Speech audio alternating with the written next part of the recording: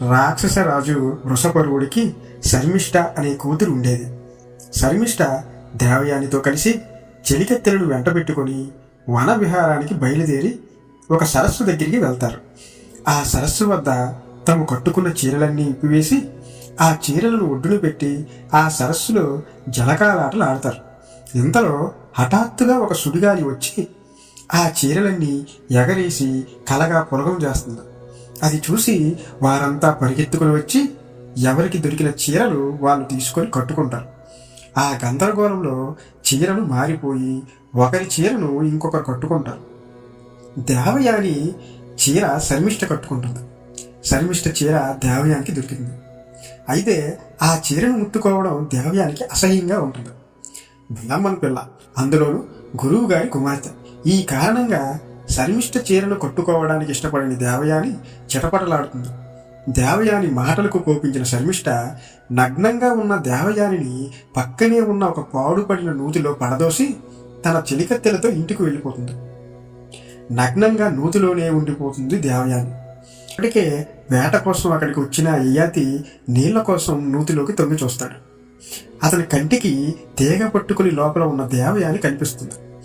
స్తనాల మీద కన్నీళ్లతో సహాయం కోసం ఎదురు చూస్తూ ఉంటుంది. ఆమె చప్పున కుడి చెయ్యి అందించి భద్రంగా ఆమెను బయటికి తీసుకొస్తాడు. మంచి చెడులు అడిగి యయాతి వెళ్ళిపోతాడు. శర్మిష్ఠ తనకు చేసిన పరాభవానికి వృషపర్వుడి పట్టణంలో అడుగు పెట్టనని పంతం పట్టి కూర్చుంటుంది దేవయాని. ఆ విషయం తెలుసుకుని పరిగెత్తుకు వచ్చాడు శుక్రాచార్యుడు. వృషపర్వుడి పట్టణంలో మాత్రం పాదం పెట్టను, కావలసి వస్తే మీరు వెళ్ళండి, నేను ఇంకెక్కడికో పోతానంటూ భీష్మించు కూర్చుంది దేవయాని. ఈ సంగతినంతా చారుల వలన విన్నాడు వృషపర్వుడు. వెంటనే వచ్చి ఆచార్యుడి కాళ్ళు వేలుపై పడతాడు. అపరాధం క్షమించండి, ఈ ఆస్తి పాస్తి ఈ రాజ్యం అంతా మీరు పెట్టిన భిక్ష, దేవయానిని శాంతించమనండి, ఆమె ఏది కోరితే అది ఇచ్చుకుంటానని అంటాడు వృషపర్వుడు.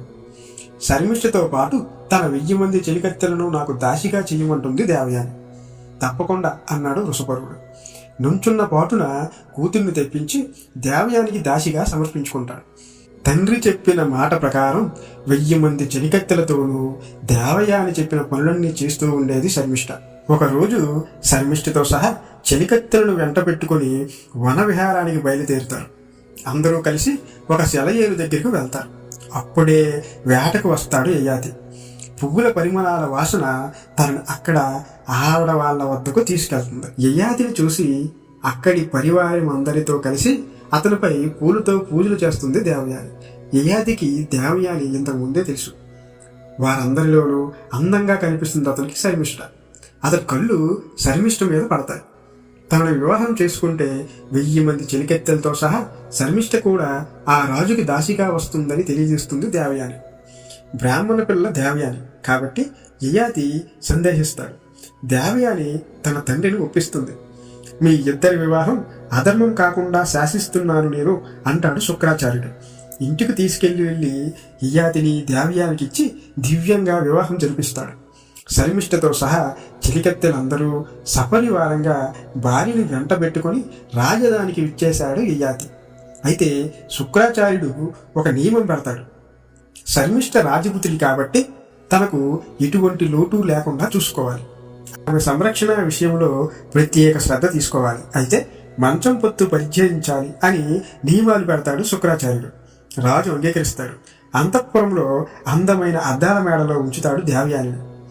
దేవయాని చెప్పిన ప్రకారం శర్మిష్ఠనే 1000 మంది కన్యలని అశోకవనంలో ఉంచుతాడు.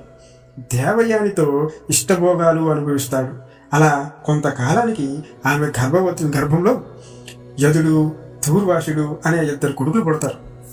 అలా నిండు యవ్వనంతో అశోకవనంలో ఉంటూ ఉండేది శర్మిష్ఠ. విరహ పరవళ్లతో ఉందామె. ఆ సమయానికి అశోకవనానికి వస్తాడు యయాతి. అతని కంట పడింది యవ్వనవతి శర్మిష్ఠ. ఇలాంటి అవకాశం కోసమే ఎదురు చూస్తుందామె. సంకోచించి ఈ అవకాశాన్ని జారవిడ్చుకోకూడదనుకుంటుంది ఆమె. నన్ను పరిగ్రహించమని ప్రాధేయపడుతుంది. అయితే తన మామకు ఇచ్చిన మాట అది అతిక్రమిస్తే అసత్య దోషం పట్టుకుంటుందని సందేశిస్తాడు యయాతి. స్త్రీలే కోరి బతిమాలుతున్నప్పుడు ఎలాంటి అబద్ధమైన ఆడవచ్చునని పెద్దలు అంటూ ఉంటారని పర్వాలేదు అని ఆ మాటను పట్టించుకోనవసరం లేదని అంటుంది శర్మిష్ఠ. కౌగిట్లోకి లాక్కుంటాడు యయాతి. కొంతకాలానికి గర్భవతి అయ్యింది శర్మిష్ఠ. 10 మాసాలలో చక్కటి కొడుకులు కొంటుంది. నివ్వెరపోయింది దేవయాని. కన్నెపిల్ల, చెడు నడతలు లేవు. కొడుకులు ఎలా పుట్టాడో అని ఆశ్చర్యపోతుంది. ఆ విషయం శర్మిష్ఠని అడుగుతుంది. ఒక ఋషి వలన నాకు ఇలా జరిగిందని చెప్తుంది శర్మిష్ఠ. యయాతి శర్మిష్ఠుల సంయోగం గోప్యంగా అనేక సంవత్సరాలు అలా సాగుతూ ఉంటుంది. వరుసగా 3 కొడుకులను కొంటుంది శర్మిష్ఠ. ఒకరోజు అచ్చం యయాతి పోలికలతో ఉన్న శర్మిష్ఠ 3 కొడుకులను చూస్తుంది దేవయాని.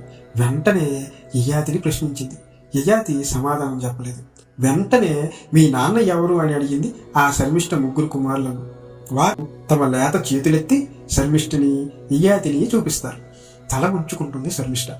ఆ ఒక్క క్షణంలో అంతా తెలిసిపోయింది ఆమెకి. క్షణమన్నా ఆగకుండా తండ్రి ఇంటికి వెళ్ళిపోతుంది దేవయాని. సంజాయిస్తూ తన వెంటనే వెళ్ళిపోతాడు యయాతి. దేవయాని చెప్పిన సంగతంతా వింటాడు శుక్రాచార్యుడు. అమాంతం నిప్పులు కురిపిస్తూ, యవ్వన గర్భంతో కళ్ళు కనబడలేదు నీకు, ముసలివాడివై మగ్గిపోతావని శపిస్తాడు. శుక్రాచార్యుడి పాదాలపై పడతాడు యయాతి. క్షమించమని బ్రతిమలాడతాడు. అసలు ఏం జరిగిందో తెలుసుకున్న శుక్రాచార్యుడు శాంతించి, నీ ముసలతనాన్ని నీ కొడుకుల్లో ఒకడి మీద పెట్టు, వాడి యవ్వనం నువ్వు పుచ్చుకో. భోగవాంఛలు తీరాక తిరిగి వాడి యవ్వనం వాడికి ఇచ్చే, నీ ముసలతనం నువ్వు తీసుకో. అయితే నీ ముసలతనం పుచ్చుకున్న కొడుకే నీ తర్వాత రాజ్యానికి సింహాసనాన్ని అధిష్ఠిస్తాడు అని అంటాడు శుక్రాచార్యుడు.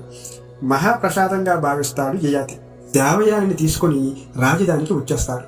కోటలో అడుగు పెట్టాడో లేదో శుక్రుడి శాపం మీదపడి ముసలితనం ఆవరిస్తుంది. ఇంద్రియాలు పటుత్వం తప్పుతాయి. తల వణుకుతూ అవయవాలు ఒడిలిపోతాయి. శరీరం అంతా ముడతలు పడుతుంది. తలంతా ముగ్గు బుట్టలా అయిపోతుంది. అలా 100 సంవత్సరాల వృద్ధుడై కూర్చుండిపోయాడు యయాతి. తన కొడుకులను దగ్గరికి పిలుచుకుంటాడు. శాపం వలన ముసలివాడినైపోయాను. మీరు ఎవరైనా ఒకరు మీ యవ్వనాన్ని నాకివ్వండి, నా ముసలితనాన్ని మీరు పొందండి అని అంటాడు. అది ఎలా? ముసలితనం అంటే భరించలేనిది. వెంట్రుకలు కాస్త తెల్లబడితే మన్మధుడైన స్త్రీలు అసహించుకుంటారు. కుబేరుడైన ముసలితనం వస్తే సుఖం అనుభవించలేడు.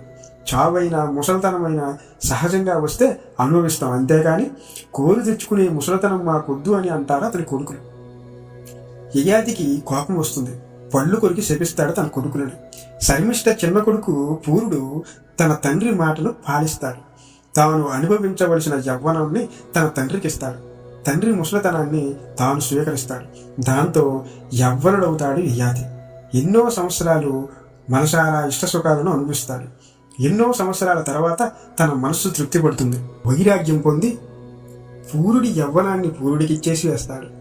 తన ముసలితనం తాను మరలా స్వీకరించి రాజ్యంలోని ప్రజల్ని సమావేశపరిచి తన సామ్రాజ్యానికి చక్రవర్తిగా పూరుణ్ణి అభిషేకిస్తాడు.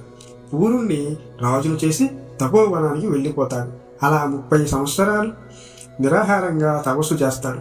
దేవతలు దివ్య విమానం పంపగా దాని మీద దేవలోకం, అక్కడి నుండి బ్రహ్మలోకం, అక్కడి నుండి ఇంద్రలోకం వెళ్తాడు. స్వాగతం పలికి సత్కరిస్తాడు దేవేంద్రుడు.